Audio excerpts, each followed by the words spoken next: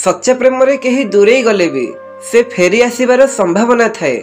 जदि आपणक पार्टनर फेरी न आसे तो बुझी जाआंतु आपणक सच्चा प्रेमर हकदार से नुह।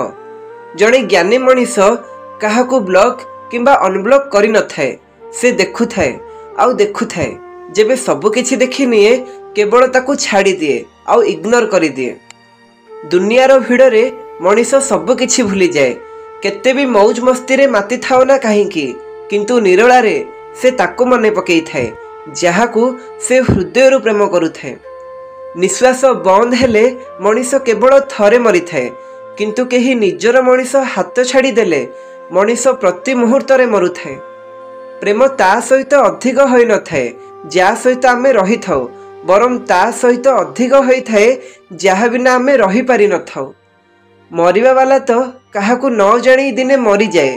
प्रतिदिन तो से मरी थाए जी निज ठारू अधिक अन्य को चाही थाए।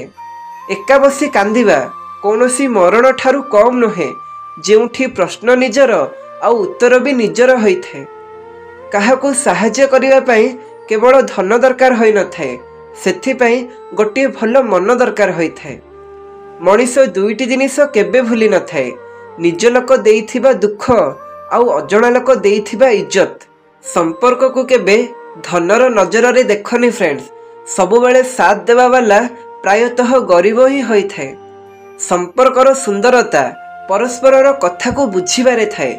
निजे जेमिति जदि सेही परि मनीष खोजिबे आपण एका रही जिबे।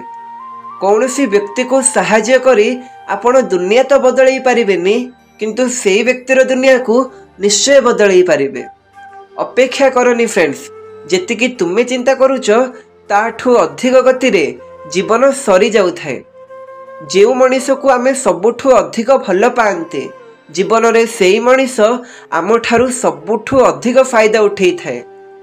जीवन सुंदर सेते बेले हुए जेबे आपण खुशी हुअंती किंतु जीवन सेते बेले अधिक सुंदर हुए जेबे आपण लोकंको खुशीर कारण बनी जाती। जीवन भी केते अजब होई थाए। जदि आपण हसीबे लोके जलिबे चुप रहिबे तो लोके प्रश्न पचारिबे। हाथ में टच फोन केवल स्टेटस पई भल होई थाए किंतु समस्तंग टच रे रहिले जीवन पई अधिक भल होई थाए। जहाँ आमे अन्य को देबा पुणी से फेरी आसी थाए। से इज्जत हेउ सम्मान हेउ किंबा धोखा सेही मनीष आपण को बहुत प्रेम करि थाए जी आपण सहित छोट छोट कथारे झगड़ा लागु थाए। एई दुनिया रे बंचिबार अछि तो केवल निज उपरे ध्यान दियो बाकी सब को इग्नोर कर देखिबो पुणी समस्ते तुम उपरे ध्यान देबे। साइकोलॉजी अनुसार जदि केउ झियो तुमको प्रेम करे तो से आपणको सबु भल गुण को देखि न थाए बरम कौनसी गोटे भल गुण को देखि प्रेम करि थाए।